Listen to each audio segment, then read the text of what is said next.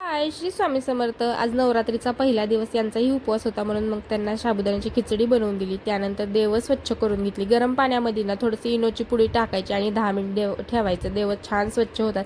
त्यानंतर छान अशी देवपूजा केली. देव आजपासून तपाला बसलेले असतात, त्यामुळे मग पानांवर ठेवले, रांगोळी काढून घेतली. मग इव्हिनिंगला ना म्हटलं रताळ्याचे काप बनवावे. त्यासाठी रताळी स्वच्छ धुवून घ्यायची, त्याची छोटे छोटे असे काप बनवायचे आणि पाण्यात ठेवायचे, नाहीतर ते काळे पडतात. मग कढईमध्ये थोडंसं तूप टाकायचं. तूप गरम झालं की त्यामध्ये रताळ्याचे जे आपण काप कट केले होते ते काप टाकायचे आणि त्यांना छान असं परतत राहायचं. एक 10 ते 15 मिनिटं छान असे परतून घ्यायचे, जे की त्यांना थोडासा असं मऊपणा येईल तोपर्यंत छान असे परतायचे. त्यानंतर थोडंसं झाकण ठेवून त्यांना वाफायला ठेवायचं. वाफल्यानंतर ना मग त्यामध्ये थोडा गूळ टाकायचा. गुळाचं प्रमाण जास्त नाही टाकायचं, कारण ऑलरेडी रताळ्यांना गोडसर चव असते, त्याच्यामुळं ना गुळाचं प्रमाण थोडं कमीच टाकायचं. थोडं गूळ टाकायचं आणि ते छान असं मेल्ट होईपर्यंत त्याला परतत राहायचं. छान परतत राहिलं की त्याच्यामध्ये थोडं आपले ड्रायफ्रूटचे काप पण करून टाकायचे, ते पण छान असे परतून घ्यायचे. आणि त्यानंतर ना मग माझ्याकडं इलायची पावडर होती, तीही मी थोडीशी टाकली, म्हणलं फ्लेवरसाठी छान लागते. मग छान असे रताळ्याचे काप तयार केले. त्यानंतर म्हटलं साबुदाण्याची खिचडी बनवून घ्यावी.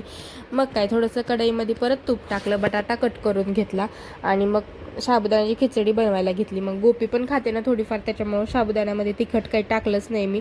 डायरेक्ट अशी सपकच साबुदाण्याची खिचडी बनवायची होती मला, त्यामुळे फक्त बटाटे टाकले आणि शाबू दिला टाकून आणि मस्त असं परतायला घेतला. छान शाबू जेवढा आपण परततो ना तेवढा छान होतो.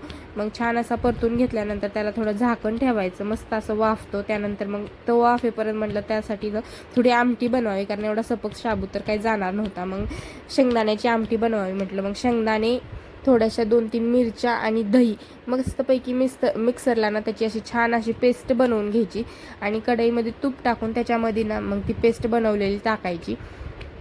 वरतून थोडंसं आणखी जशी आपल्याला कन्सिस्टन्सी पाहिजे ना तसं पाणी टाकायचं. मस्त आमटी होती बघा ती शेंगदाण्याची. ह्या आमटीमध्ये ना आपण थोडंसं दही टाकलेलं असतं, त्याच्यामुळं ना हे आमटीची चव अशी एकदम भारी लागते. आंबट तिखट थोडीफार अशी छान लागते. माझी मावशी अशी आमटी बनवायची, जी की ती मला फार आवडायची, त्यामुळं मी आज अशी बनवली. आणि ती आमटी ना खळखळ अशी छान उकळून घ्यायची. त्यानंतर मी इथं त्यांच्यासाठी ताट बनवलं, ज्यामध्ये सगळं छान असं सर्व केलं आणि यांना दिलं फराळ करण्यासाठी. गोपी मॅडम त्यांच्या मांडीवरच बसलेल्या होत्या, ती बघत होती एवढं काय काय आहे आणि दोघांनी मस्त एन्जॉय केलं. चला बाय.